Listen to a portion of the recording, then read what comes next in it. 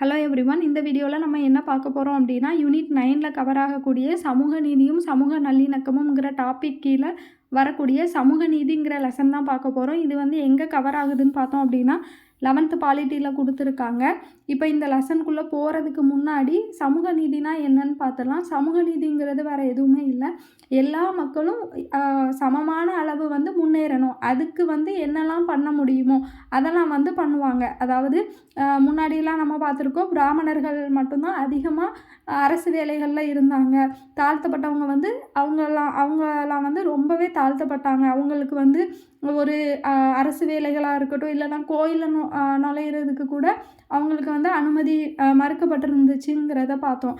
அதெல்லாம் வந்து நீக்கணும். அதெல்லாம் வந்து தவிர்த்துட்டு எல்லா மக்களும் எல்லா வகுப்பினரும் ஒரே மாதிரியாக எல்லா சலுகைகளும் பெறணும் அப்படின்னு நினைக்கிறத தான் என்ன சொல்கிறாங்கன்னா சமூக நீதி. அது அந்த மாதிரி ஒரே மாதிரி ஈக்குவலாக எல்லாரும் இருக்கணும் அப்படின்னா, அப்போ தாழ்த்தப்பட்டவங்களுக்கு இன்னும் கொஞ்சம் அதிகமாக ரிசர்வேஷன் கொடுத்தாங்க அப்படின்னா அவங்களும் ஈக்குவலாக எல்லா கம்யூனிட்டியும் வந்து ஓரளவு ஈக்குவலாக கொண்டு வரதுக்கு என்னென்னலாம் பண்ணுவாங்களோ அதைத்தான் என்ன சொல்கிறாங்கன்னா சமூக நீதி அப்படின்னு சொல்கிறாங்க. எந்தெந்த மக்கள்லாம் வந்து ரொம்ப எல்லா விஷயத்துலையுமே இப்போ வேலை வாய்ப்புகளில் மட்டும் சொல்ல முடியாது, அரசியல்லையாக இருக்கட்டும், அவங்களுக்கு தாழ்த்தப்பட்ட மக்களுக்கு தனி தொகுதி அப்படிலாம் கொடுத்துருக்காங்க இல்லையா, அந்த மாதிரி பெண்களுக்கு வந்து இன்னும் கொஞ்சம் சலுகைகள். இது வந்து கம்யூனிட்டியை மட்டும் பேஸ் பண்ணது கிடையாது. பெண்களை முன்னேற்றதுக்கு எந்த மாதிரி இருக்குது, எல்லா மக்களும் அனைத்து மக்களுக்கும் சரியான அளவு வந்து வேலை வாய்ப்பாக இருக்கட்டும், இல்லை படிக்கிறதா இருக்கட்டும், இல்லைனா வந்து அரசியலாக இருக்கட்டும், இந்த மாதிரி எல்லா விஷயத்திலும் எல்லா மக்களும் சரிசமமாக இருக்கணும்னு நினைக்கிறத தான் என்ன சொல்கிறாங்க சமூக நீதின்னு சொல்கிறாங்க. அதுக்கு என்னென்னலாம் பண்ண முடியுமோ அதெல்லாம் வந்து பண்ணியிருக்காங்க. அதை தான் இப்போ இந்த லெசன் ஃபுல்லாகவே நம்ம பார்க்க போகிறோம். இதில் கொடுத்துருக்காங்க பாருங்கள். இந்திய அரசியலமைப்பு சட்டம் 1949 பிரிவு 15 உட்பிரிவு 4 வந்து கொடுத்துருக்காங்க பாருங்கள். சமூக மற்றும் கல்வியில் பிற்படுத்தப்பட்ட வகுப்பினர் அல்லது பட்டியல் சாதி மற்றும் பழங்குடியினரின் முன்னேற்றத்திற்கான சிறப்பு திட்டங்கள் உருவாக்குவதற்கு அரசியலமைப்பு சட்ட விதி 29 உட்பிரிவு 2 வந்து தடையாக இருக்காதுன்னு சொல்கிறாங்க. அதாவது யாரெல்லாம் வந்து ரொம்பவே தாழ்த்தப்பட்டிருக்காங்களோ, பிற்படுத்தப்பட்டு இருக்காங்களோ, அவங்கள வந்து முன்னேற்றத்துக்காண்டி எந்த ஒரு சிறப்பு திட்டங்கள் வந்து உருவாக்குனாலும் அதுக்கு அரசியலமைப்பு சட்டம் வந்து தடையாக இருக்காது அப்படின்னு சொல்லி பிரிவு 15(4) வந்து குறிப்பிட்டிருக்காங்க. 15 உட்பிரிவு 4 வந்து குறிப்பிட்டிருக்காங்க. அடுத்து 2வது வந்து இதில் வந்து சிறப்பு திட்டங்கள் தான் சொல்லியிருக்காங்க. இப்போ 2வதுல வந்து என்ன சொல்லியிருக்காங்க, டைரெக்டாக இடஒதுக்கீடு கொடுத்துட்டாங்க. இந்திய அரசியலமைப்பு சட்டம் 1949 பிரிவு 16 உட்பிரிவு 4 வந்து என்ன சொல்லியிருக்காங்கன்னு பாருங்கள். அரசு பணியில் போதிய பிரதிநிதித்துவம் பெறாத அனைத்து பிற்படுத்தப்பட்ட வகுப்பினருக்கான இடஒதுக்கீடு வழங்க மேற்கொள்ளப்படும் செயல்களுக்கு இவ்விதி தடையாக இருக்காது. அதாவது இடஒதுக்கீடு வழங்குறதுக்கு வந்து இந்த விதி வந்து தடையாக இருக்காதுன்னு சொல்லி குறிப்பிட்டிருக்காங்க. இந்த 2 விதி வந்து ரொம்பவே முக்கியம். 15(4) பிரிவு 16 உட்பிரிவு 4 இது வந்து நோட் பண்ணிக்கோங்க. இடஒதுக்கீடுங்கிறது எந்த அரசியலமைப்பு விதியில் வந்து குறிப்பிட்டிருக்காங்கன்னு கேட்பாங்க. பிரிவு 16 உட்பிரிவு 4 நல்லா நோட் பண்ணி வச்சுக்கோங்க. அப்புறம் இன, மொழி, மத சிறுபான்மையினருக்கான ஐநா பிரகடனம் எப்போ வெளியிடப்பட்டுச்சுன்னு பார்த்தோன்னா டிசம்பர் 18, 1992. ஜான் ரால்ஸுங்கிறவர் வந்து ஒரு நீதி கோட்பாடை வந்து சொல்லியிருக்காரு. சமத்துவமின்மையே அநீதி அப்படிங்கிற நீதி கோட்பாட்டை மொழிஞ்சவர் யாருன்னு பார்த்தோம் அப்படின்னா ஜான் ரால்ஸ்ன்னு சொல்லக்கூடியவங்க தான் குறிப்பிட்டிருக்காங்க. இவருடைய சிறந்த படைப்புகள் கொடுத்துருக்காங்க பாருங்கள். ரொம்ப முக்கியம் இல்லை, பட் அந்த புக்கில் கொடுத்துருக்காங்கங்கிறதுனால நோட் பண்ணியிருக்கேன். ஜஸ்ட்டு பார்த்து தெரிஞ்சுக்கோங்க. நீதி கோட்பாடு வந்து 1971, நேர்மையான நீதி 1985, அரசியல் தாராளவியல் 1993, மக்களின் சட்டம் 1993. இது வந்து இவங்களுடைய சிறந்த படைப்புகள்னு குறிப்பிட்டிருக்காங்க. அப்புறம் இந்த பாயிண்ட் ரொம்ப முக்கியம். மனிதனை மனிதனாக கருத முடியாமல் அவரது ஜாதியை மட்டுமே வைத்து எடை போட முயலும் சிந்தனை காட்டுமிராண்டித்தனமானது. இதை வந்து சொன்னது யாருன்னு பார்த்தோன்னா பெரியார் தான் சொல்லியிருப்பார். அப்புறம் ஒரு சமூகத்தில் சில நபர்கள் கூட நியாயத்திற்கு எதிராக இருந்தால் ஒட்டுமொத்த சமூகத்தையும் பாதிக்கும். இதை சொன்னது யாருன்னு பார்த்தோன்னா சாக்ரட்டிஸ் வந்து சொல்லியிருப்பார். அப்புறம் 1953 சுதந்திர இந்தியாவில் முதல் பிற்படுத்தப்பட்டோர் ஆணையம் காகா கலேல்கர் தலைமையில் அமைக்கப்பட்டுச்சு. இதுதான் வந்து முதல் பிற்படுத்தப்பட்டோர் ஆணையம். இந்தியாவினுடைய முதல் பிற்படுத்தப்பட்ட ஆணையம் வந்து எதுன்னு கேட்பாங்க. காகா கலேல்கர் தலைமையில் அமைக்கப்பட்ட காகா கலேல்கர் ஆணையம் தான். இது எப்போ உருவாக்குனாங்கன்னு பார்த்தோம் அப்படின்னா 1953 அமைச்சிருப்பாங்க. அதுக்கப்புறம் சென்னை மாகாணத்தில் சமூக நீதி கொடுத்துருக்காங்க பாருங்கள். 1835 வந்து நிர்வாக மொழி வந்து ஆங்கிலம் மட்டும்தான் இருக்கணும் அப்படின்னு சொல்லிட்டு இந்தியா முழுவதும் கொண்டு வந்தாங்க. அதுக்கப்புறம் ஆங்கிலேயரால் ஏற்படுத்தப்பட்ட இந்திய இராணுவத்தை பொறுத்த அளவில் எல்லாருமே வந்து பிராமணர் அல்லாத ஒரு தாழ்த்தப்பட்ட வகுப்பினர். ஏன்னா இராணுவத்துக்கு வந்து அப்போலாம் வந்து அந்தளவு சேலரிலாம் கொடுக்கல. அவங்களே இராணுவத்தினரையே வந்து ஒரு கிட்டத்தட்ட அடிமைகளாக தான் நடத்துனாங்கன்னு சொல்லலாம். அந்த அளவு அவங்க இப்போ ஆங்கிலேயரில் வந்து அவங்க ஆள் வந்து எப்படி அவங்களுக்கு வந்து அதிகமாக சேலரி கொடுக்கறது, நம்ம வந்து இந்திய இராணுவத்தில் சேர்ந்துருப்பாங்க இல்லையா, அவங்களுக்கு வந்து குறைவான ஊதியம் கொடுக்கறது, இந்த மாதிரி நிறைய பார்ஷியாலிட்டிலாம் வந்து பார்த்துருக்காங்க இராணுவத்தில். அப்போது அரசு பணியில் வந்து யாரெல்லாம் இருந்திருக்காங்கன்னு பார்த்தோம் அப்படின்னா ஆங்கிலம் கற்ற உயர் வகுப்பினர், அதாவது பிராமணர்கள் தான் முன்னாடி ஃபுல்லாகவே வந்து அரசு பணிகளில் இருந்திருக்காங்க. ஆங்கிலேயரால் ஏற்படுத்தப்பட்ட இந்திய இராணுவத்தில் பிராமணர் அல்லாத பின்தங்கியோர் தான் இருந்திருக்காங்க. அப்புறம் சென்னை மாகாண அரசுன்னு எடுத்துக்கிட்டோம் அப்படின்னா இவங்க வந்து தாழ்த்தப்பட்ட மக்களுக்கான நிதி உதவி திட்டங்கள்லாம் வந்து செஞ்சுருக்காங்க. எந்த காலகட்டத்தில்னு பார்த்தோன்னா 1885 காலகட்டத்தில் தாழ்த்தப்பட்ட மக்களுக்காக சென்னை மாகாண அரசு நிறைய நிதி உதவி திட்டங்கள்லாம் செஞ்சுருக்காங்க. செங்கல்பட்டு மாவட்ட ஆட்சியர் ட்ரிமன்கீரைன்னு சொல்லக்கூடியவங்க வந்து தாழ்த்தப்பட்ட மக்களுக்காக ஒரு அறிக்கையெல்லாம் வந்து தாக்கல் செஞ்சுருப்பாங்க. 1892 வந்து பஞ்சமி நிலம் அப்படின்னு சொல்ல, இது என்ன அப்படின்னா ஒரு கணக்கெடுப்பு நடத்துவாங்க. அதாவது தாழ்த்தப்பட்ட மக்களுக்கெல்லாம் வந்து நிலம் வந்து இருக்குதா, அவங்க வந்து விவசாயம் செய்கிறதுக்குன்னு சொல்லி கணக்கெடுப்பு நடத்தியிருப்பாங்க. ஆனால் அதில் வந்து தாழ்த்தப்பட்ட மக்களுக்கெல்லாம் வந்து இடமே இருந்திருக்காது, ரொம்ப கம்மியாக தான் இருந்திருக்கும். வசதி படைத்தவங்க மட்டும்தான், பிராமணர்கள் வசதி படைத்தவங்க மட்டும்தான் அதிகமான இடத்த வந்து வச்சுருந்துருப்பாங்க. அதனால அந்த கணக்கெடுப்பில் என்ன சொல்லியிருப்பாங்கன்னு பார்த்தோம் அப்படின்னா தாழ்த்தப்பட்ட மக்களுக்கு வந்து இடம்லாம் வந்து ரொம்ப இல்லைங்கிற மாதிரி சொல்லியிருப்பாங்க. இதனால என்ன பண்ணியிருப்பாங்கன்னு பார்த்தோன்னா 1892 பஞ்சமி நிலம்னு சொல்லிட்டு, அதாவது நிலம் இருக்கிறவங்க கிட்ட இருந்து நிலத்தை வாங்கி நிலம் இல்லாதவங்களுக்கு கொடுக்கறது. அதைத்தான் வந்து நிறைய பேர் வந்து இது தாமாகவே முன் வந்து கொடுத்துருக்காங்க. வசதி படைத்தவங்க ஒரு சிலவங்ககிட்ட இருந்து வாங்கி கொடுத்துருக்காங்க. 12 லட்சம் ஏக்கர் நிலத்தை வந்து வாங்கி பிற்படுத்தப்பட்ட, அதாவது தாழ்த்தப்பட்டவங்களுக்காண்டி கொடுத்துருக்காங்க. இதைத்தான் வந்து பஞ்சமி நிலம் ஒதுக்கீடுன்னு சொல்லுவாங்க.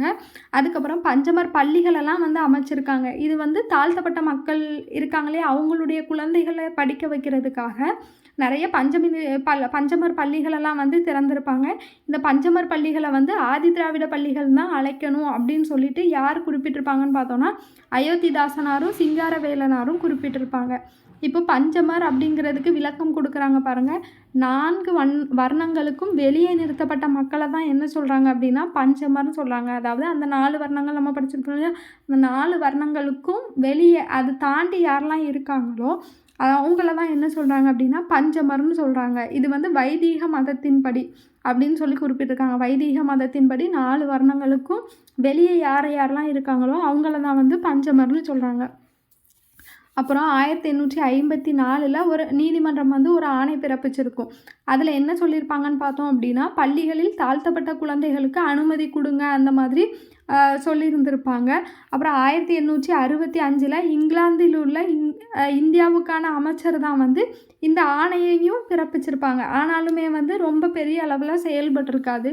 1892 நம்ம பஞ்சமி நிலம் பார்த்தோம் இல்லையா, அதே வருஷத்தில் தான் 1892 வகுப்பு வாரி பிரதிநிதித்துவம் வந்து ஆணை பிறப்பிச்சிருப்பாங்க. ஆர்டிக்கிள் என்னன்னு பார்த்தோம்னா 128 உட்பிரிவு 2 இப்படி வந்து ஒரு வகுப்பு வாரி பிரதிநிதித்துவத்தை கொடுங்கன்னு சொல்லி ஆணை பிறப்பிச்சிருப்பாங்க. ஆனாலுமே இது முழுசாக வந்து செயலிழந்து போச்சு அப்படிங்கிற மாதிரி தான் குறிப்பிட்டிருக்காங்க. நெக்ஸ்ட்டு வந்து நீதி கட்சி ரொம்ப ரொம்ப முக்கியமான டாபிக் வந்து நீதி கட்சி நம்ம நல்லா படிச்சுக்கணும். 1913 ராயல் ஆணையம் வந்து அமைச்சிருப்பாங்க. அலெக்சாண்டர் கார்டியூங்கிறவங்களுடைய தலைமையில் வந்து அமைச்சிருப்பாங்க. சர் பிடி தியாகராயர் வந்து அறிக்கை வந்து சமர்ப்பிச்சிருப்பாங்க. அதை வந்து என்ன சொல்கிறாங்க, பிராமணர் அல்லாதோர் அறிக்கை வந்து சமர்ப்பித்தவங்க யாருன்னு பார்த்தோம்னா சர் பிடி தியாகராயர். அதுக்கப்புறம் 1916 தென்னிந்திய சுதந்திர சங்கத்தை வந்து டிஎம் நாயர் வந்து அமைச்சிருப்பாங்க. அதை தான் வந்து என்ன சொல்கிறாங்க, சவுத் இந்தியன் லிபரல் ஃபெடரேஷன். இதுதான் வந்து அதுக்கப்புறமா வந்து நீதி கட்சியாக மாறி இருக்கும். 1916 அமைச்சிருப்பாங்க. 1917 நீதி கட்சியாக இது வந்து மாறி இருக்கும். அந்த பெயரை வந்து நீதி கட்சின்னு சொல்லி மாற்றிருப்பாங்க. ஆனால் உருவாகும் போது தென்னிந்திய சுதந்திர சங்கம், சவுத் இந்தியன் லிபரல் ஃபெடரேஷன் தான் வச்சுருந்துருப்பாங்க. 1916 வந்து உருவாக்கியிருப்பாங்க. இந்த 17 வந்து நீதி கட்சின்னு பெயர் மாற்றுறதுக்கு முன்னாடியே என்ன பண்ணியிருப்பாங்கன்னு பார்த்தோம் அப்படின்னா 3 இதழ்களை வந்து நடத்தியிருப்பாங்க. அதாவது திராவிடன்னு சொல்லக்கூடிய தமிழ் இதழும், ஆந்திர பிரகாசிகான்னு சொல்லக்கூடிய தெலுங்கு இதழும், ஜஸ்டிஸ்ன்னு சொல்லக்கூடிய ஆங்கில இதழும் வந்து நடத்தியிருப்பாங்க. இந்த 3 இதழ்கள்லையும் நீதி, அதாவது ஜஸ்டிஸ்ன்னு சொல்லக்கூடிய ஆங்கில பத்திரிகை வந்து ரொம்ப ஃபேமஸாக வந்து இருந்திருக்கும். மக்கள்கிட்ட வந்து அதிக அளவு ரீச் ஆகிருக்கும். அதனால் என்ன பண்ணுறாங்கன்னு பார்த்தோம் அப்படின்னா தென்னிந்திய சுதந்திர சங்கத்தை வந்து நீதி கட்சின்னு சொல்லி பெயர் மாற்றிடுவாங்க. அதாவது ஜஸ்டிஸ் அப்படிங்கிறதுக்கு வந்து என்ன பொருள் தமிழ்லன்னு பார்த்தோம் அப்படின்னா நீதின்னு பொருள். அப்போ வந்து கட்சி, இது வந்து ஒரு கட்சியாக உருவாக்கணும். சின்ன அளவு சங்கம் மாதிரி வைக்கிறதுனால பெருசாக வந்து எந்த செயல்பாடும் இல்லை. யாருமே வந்து நம்ம சொல்கிறத கேட்க மாட்டுறாங்க. ஒரு கட்சி மாதிரி தொடங்கி அரசியலுக்குள்ளே நுழைஞ்சிட்டோம் அப்படின்னா நம்ம சொல்கிறத வந்து கேட்டு தானே ஆகணும் அப்படிங்கிற ஒரு தாட்டில் என்ன பண்ணுறாங்க அப்படின்னா இதை வந்து ஒரு கட்சியாக மாற்றுறாங்க. தொடங்கும்போது சங்கமாக தான் தொடங்கியிருக்காங்க. அதுக்கப்புறம் வந்து இதை வந்து கட்சியாக வந்து மாற்றுறாங்க, நீதி கட்சின்னு மாற்றுறாங்க. முதல் வகுப்புவாரி பிரதிநிதித்துவ அரசாணை வந்து அது எப்படி இது ரிசர்வேஷன் வந்து கொடுக்க ஆரம்பித்தாங்க அப்படிங்கிற அந்த ஒரு டீட்டெயில் இன்ஃபர்மேஷன் தான் இதில் கொடுத்துருப்பாங்க. இப்போ நம்ம பார்க்கலாம். 1921 தீர்மானம் நிறைவேற்றிருப்பாங்க. முனுசாமி வந்து ஒரு கூற்று சொல்லியிருப்பார். என்னன்னு பாருங்கள். 100 ரூபாய்க்கு மேல் சம்பளம் வாங்கும் உத்தியோகமாக இருந்தால் 75% அளவு மக்களை அது அடையும் வரை 7 ஆண்டு காலம் வரை அமலில் இருக்க வேண்டும் என்ற தீர்மானத்தை வந்து யார் கொண்டு வந்திருப்பாங்கன்னு பார்த்தோம் அப்படின்னா முனுசாமி அப்படிங்கிறவர் வந்து கொண்டு வந்திருப்பார். இது வந்து ஜஸ்ட்டு ஞாபகம் வச்சுக்கோங்க, ரொம்ப முக்கியம்லாம் இல்லை. இந்த தீர்மானத்தை வந்து முன்மொழிந்தவர் யாருன்னு பார்த்தோம் அப்படின்னா சார் ஆர்கே சண்முகம்ங்கிறவர் வந்து முன்மொழிஞ்சிருப்பாங்க. அந்த கூற்றை சொன்னவர் வந்து முனுசாமி. அந்த தீர்மானத்தை வந்து முன்மொழிந்தவர் வந்து சண்முகம். தீர்மானத்தை வந்து வழிமொழிந்தவர்னு சொல்கிறவர் வந்து நடேசனார். முன்மொழிந்தவர் சண்முகனார், வழிமொழிந்தவர் நடேசனார். இது மட்டும் ஞாபகம் வச்சுக்கோங்க.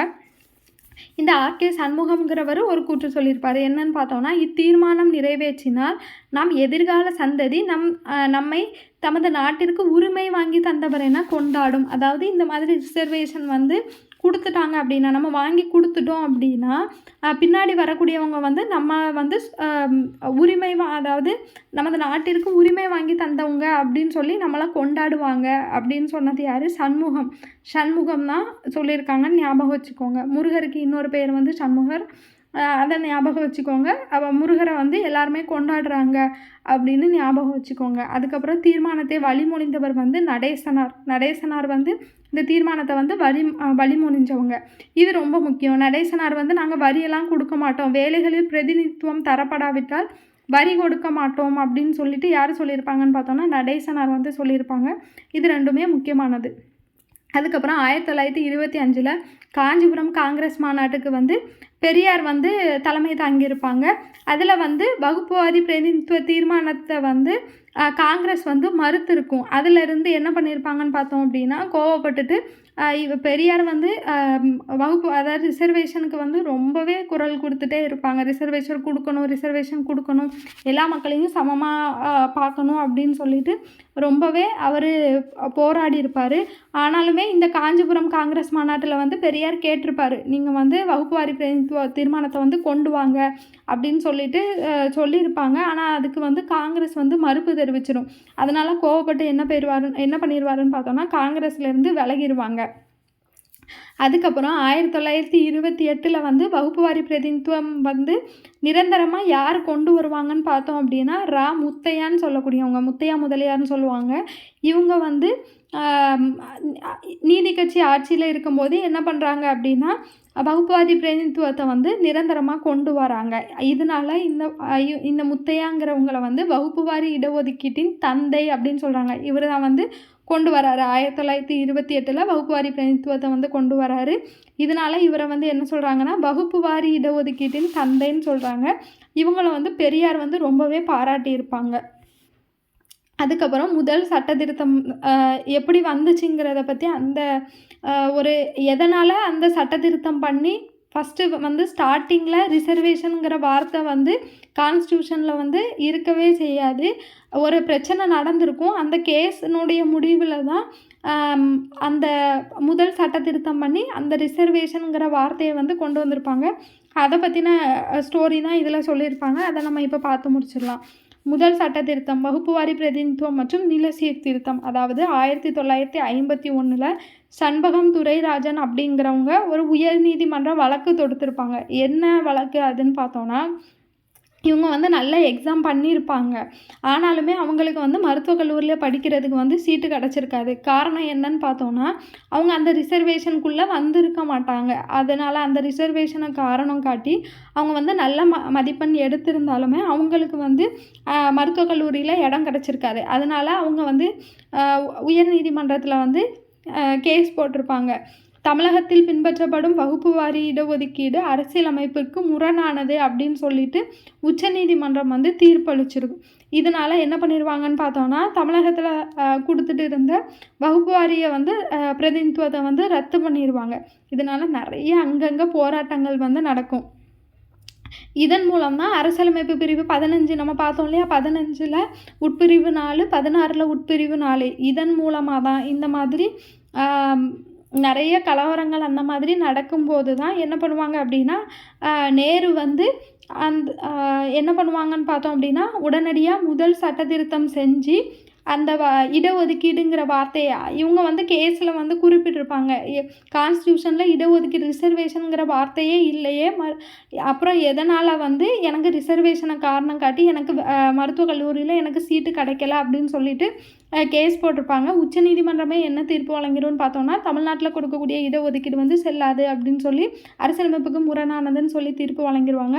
இதனால் நேரு வந்து என்ன பண்ணுவாங்க அப்படின்னா, முதல் சட்ட திருத்தம் செஞ்சு அந்த இடஒதுக்கீடுங்கிற வார்த்தையை வந்து அதில் ஆட் பண்ணி விட்டுருப்பார்.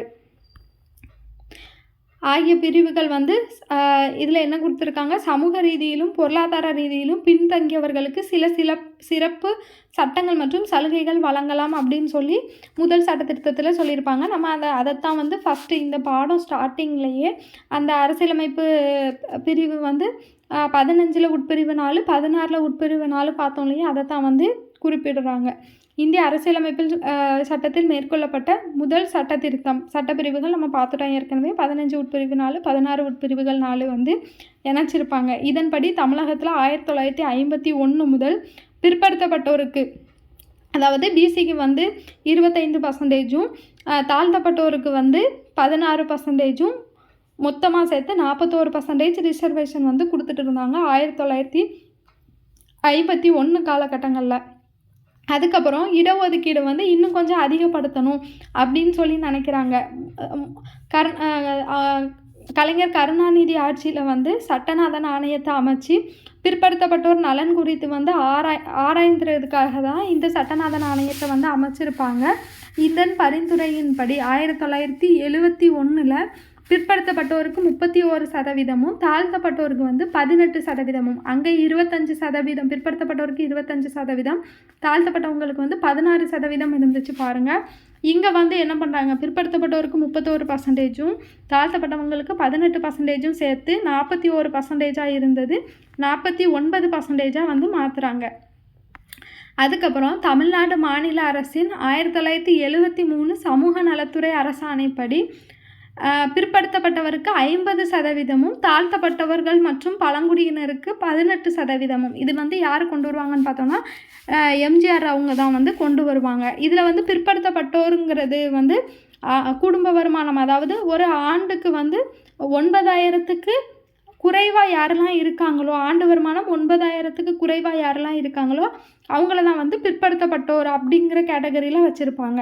அவங்களுக்கு வந்து ரிசர்வேஷன் வந்து 50%, தாழ்த்தப்பட்ட மக்களுக்கு வந்து 18% சேர்த்து மொத்தமாக 68%ல் வந்து ஸ்டாப் பண்ணுவாங்க. யாருன்னு பார்த்தோம் அப்படின்னா எம்ஜிஆர் அவங்க வந்து கொண்டு வந்திருப்பாங்க. அதுக்கப்புறம் 1989 இந்த இயர்ஸ்லாம் ரொம்ப ஈஸி. ஃபஸ்ட்டு வந்து 1951, அடுத்த ரிசர்வேஷன் வந்து 1971 சட்டநாதன் அந்த ஆணையத்தின் அடிப்படையில். அதுக்கப்புறம் 1979 இப்போ நம்ம பார்த்தோம் எம்ஜிஆர் அவங்க 68% கொண்டு வந்திருப்பாங்க.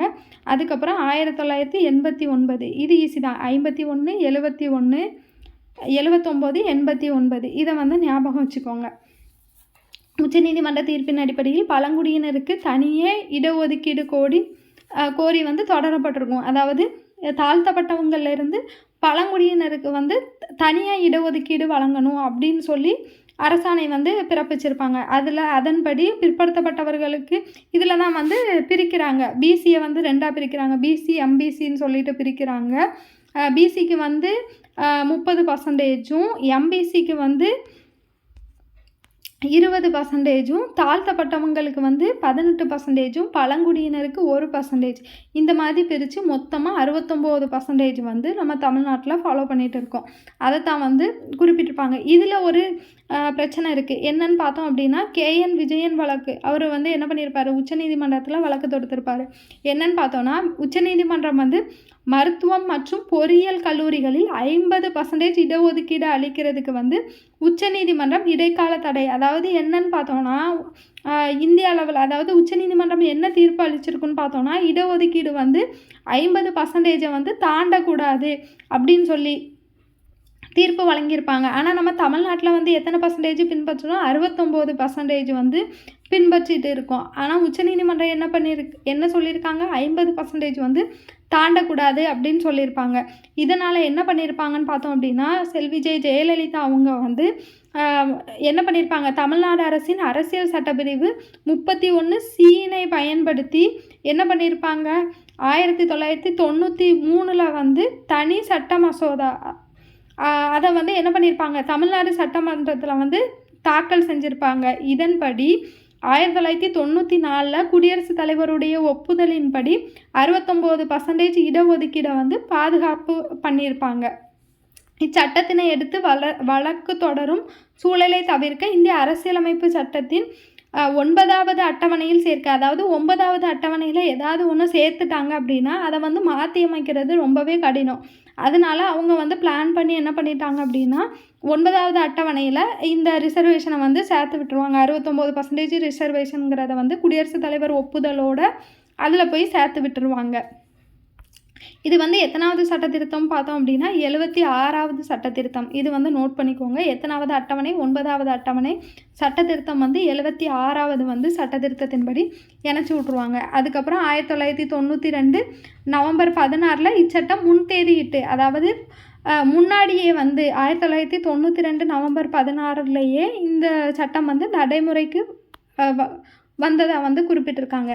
இவ்வளோ நேரம் நம்ம பார்த்தது வந்து தமிழ்நாட்டில் வந்து என்னென்ன மாதிரியான இடஒதுக்கீடு வந்து பின்பற்றிருக்காங்க, அதை வந்து யார் கொடுத்தாங்க. ஃபஸ்ட்டு வந்து 1951 அந்த காலகட்டத்தில் குமாரசாமி ராஜா கொடுத்துருப்பாங்க. அதுக்கப்புறம் 1971 சட்டநாதன் ஆணையத்தின்படி கலைஞர் கருணாநிதி வந்து கொடுத்துருப்பாங்க. அதுக்கப்புறம் வந்து 49 ஃபஸ்ட்டு வந்து குமாரசாமி அவங்களுடைய காலகட்டத்தில் 41% இருந்தது. கலைஞர் கருணாநிதி அவர்கள் காலகட்டத்தில் 49% ஆகவும், அதுக்கப்புறம் வந்து எம்ஜிஆர் அவங்களுடைய ஆட்சியில் 68% ஆகவும், அப்புறம் ஜெயலலிதா அம்மா வந்து என்ன பண்ணியிருப்பாங்கன்னு பார்த்தோம்னா 69% ஆகவும் அந்த 9வது அட்டவணையில் வந்து சேர்த்துருப்பாங்க. இப்போ வரைக்கும் 69% இடஒதுக்கீடு தான் ஃபாலோ பண்ணிகிட்டு இருக்கோம் நம்ம தமிழ்நாட்டில். இப்போ வந்து என்ன பார்க்கணும் அப்படின்னா இந்திய அளவில் என்னென்ன மாதிரியான ரிசர்வேஷன் வந்து ஃபாலோ பண்ணியிருக்காங்க இது வரைக்குங்கிறத பற்றின டீட்டெயில்ஸ் வந்து பார்க்கலாம். ஃபஸ்ட்டு மத்திய அரசின் இடஒதுக்கீடுக்காக மண்டல ஆணையம் வந்து அமைக்கப்பட்டுச்சு. இது வந்து யாருடைய ஆட்சியில் அமைச்சிருப்பாங்கன்னு பார்த்தோம் அப்படின்னா விபி சிங் உடைய ஆட்சியில் தான் வந்து அமைச்சிருப்பாங்க. மத்திய அரசின் வேலைவாய்ப்புகளில் பிற்படுத்தப்பட்டவர்களுக்கு 27% இடஒதுக்கீடு வந்து வழங்குறதுக்கு ஆணை பிறப்பிச்சிருப்பாங்க. அதுக்கப்புறம் இந்திரா சகானி வழக்கு, அதாவது இதை வந்து என்ன சொல்லுவாங்கன்னா மண்டல குழு வழக்குன்னு சொல்லுவாங்க. இது வந்து என்ன சொல்லியிருப்பாங்க அப்படின்னா, சட்டத்தின் முன் அனைவரும் சமம், இடஒதுக்கீடு முறை அரசமைப்பு சட்ட விதிகளை மீறும் வகையில் உள்ளது, எனவே இடஒதுக்கீடு முறையை வந்து ரத்து செய்யணும் அப்படின்னு சொல்லி யார் வழக்கு தொடுத்திருப்பாங்கன்னு பார்த்தோன்னா, இந்திரா சகானி வந்து வழக்கு தொடுத்திருப்பாங்க. அதாவது சட்டத்தின் முன்னாடி வந்து எல்லாருமே சமம் தானே, அப்புறம் எதுக்கு ஒரு கம்யூனிட்டிக்கு அதிகமாகவும் இன்னொரு கம்யூனிட்டிக்கு வந்து குறைவாகவும் ரிசர்வேஷன் கொடுக்குறீங்க, இது வந்து அரசமைப்பு சட்ட விதிகளை மீறுற மாதிரி இருக்குது அப்படின்னு சொல்லி இந்திரா சகானி வந்து வழக்கு தொடுத்திருப்பாங்க.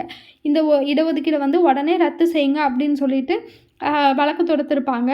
அதனால் உச்சநீதிமன்றம் என்ன தீர்ப்பு வழங்கியிருப்பாங்கன்னு பார்த்தோன்னா, இடஒதுக்கீடெல்லாம் செல்லும், ஆனால் வந்து அது 50% தாண்டாமல் பார்த்துக்கொள்ளணும் அப்படின்னு சொல்லிட்டு இந்த வழக்கில் வந்து தீர்ப்பு வழங்கியிருப்பாங்க. இதனால தான் அங்கே நம்ம தமிழ்நாட்டில் நம்ம இதுக்கு முன்னாடியே பார்த்துட்டோம், ஒரு பிரச்சனை நடந்ததுனால 69% இடஒதுக்கீடை 9வது அட்டவணையில் வந்து சேர்த்து விட்டுருவாங்க. அதனால் யாரும் மாற்ற முடியாது அப்படின்னு சொல்லிட்டு ஜெயலலிதா அம்மா வந்து அதில் வந்து ஆட் பண்ணி விட்டுருவாங்க.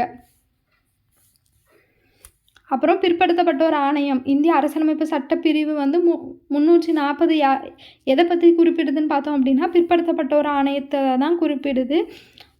இதை வந்து பிற்படுத்தப்பட்டோர் ஆணையத்தை வந்து அமைக்கக்கூடிய உரிமை வந்து யார்கிட்ட இருக்குதுன்னு பார்த்தோன்னா, குடியரசுத் தலைவர்கிட்ட தான் இருக்குது. இதுவரை 2 பிற்படுத்தப்பட்டோர் ஆணையம் வந்து அமைச்சிருக்காங்க. ஃபஸ்ட்டு காகா கலேல்கர் ஆணையம் 1953லையும், அப்புறம் மண்டல் ஆணையத்தை வந்து அமைச்சிருப்பாங்க. இப்போ நம்ம பார்த்தோம் இல்லையா, அதே தான். இப்போ அந்த காகா கலேல்கர் ஆணையம் மண்டல் ஆணையத்தை பற்றி டீட்டெயில்டாக பார்க்கலாம். காகா கலேல்கர் ஆணையம் வந்து 29/1 அதாவது ஜனவரி 29, 1953 வந்து அமைச்சிருப்பாங்க. இதுதான் வந்து முதலாவது பிற்படுத்தப்பட்டோர் ஆணையம். இதில் வந்து 11 உறுப்பினர்கள் வந்து இருந்திருப்பாங்க. அதாவது கலேல்கர் உட்பட 11 பேர் வந்து உறுப்பினர்களாக இருந்திருக்காங்க. அறிக்கையை வந்து யார் தாக்கல் செஞ்சுருப்பாங்கன்னு பார்த்தோன்னா, ஜவஹர்லால் நேரு தான் இக்குழு அறிக்கையினை நாடாளுமன்றத்தில் தாக்கல் செஞ்சுருப்பாங்க. 2வது வந்து மண்டல் ஆணையம் 1979 மொராஜி தேசாய் தலைமையில் வந்து அமைச்சிருப்பாங்க. மத்திய அரசு பிந்தேஸ்வரி பிரசாத் மண்டல் கமிஷன் சொல்லுவாங்க. பிற்படுத்தப்பட்ட வகுப்பினருக்காக அமைக்கப்பட்ட 2வது ஆணையம் வந்து இந்த மண்டல் ஆணையம் தான். இதனுடைய செயலாளர் யாருன்னு பார்த்தோன்னா SS கில்லுன்னு சொல்லக்கூடியவங்க. மண்டல் அறிக்கையினுடைய முகப்புரையில் என்ன எழுதியிருப்பாங்கன்னு பார்த்தோம் அப்படின்னா, வகுப்புவாரி பிரதிநிதித்துவத்தில் மெட்ராஸ் தான் முன்னோடி அப்படின்னு சொல்லி எழுதியிருப்பாங்க. அப்புறம் பரிந்துரை, இவங்க என்ன பரிந்துரைச்சிருக்காங்கன்னு பார்த்தோன்னா, மக்கள் தொகையில் 52% உள்ள பிற்படுத்தப்பட்ட வகுப்பாளர்களுக்கு மத்திய அரசு பணிகளில் 27% வந்து இடஒதுக்கீடு வழங்கணுங்கிற மாதிரி பரிந்துரைச்சிருப்பாங்க. இது வந்து அமலுக்கு வந்தது 1990 ஆகஸ்ட் வந்து 13 வந்து VP சிங் தலைமையில் அமலுக்கு வந்து வந்திருக்கும். அதுக்கப்புறம் 1980 டிசம்பரில் மண்டல் ஆணைய அறிக்கை வந்து உள்துறை அமைச்சர் ஜெயில் சிங்கிட்ட கொடுத்துருப்பாங்க.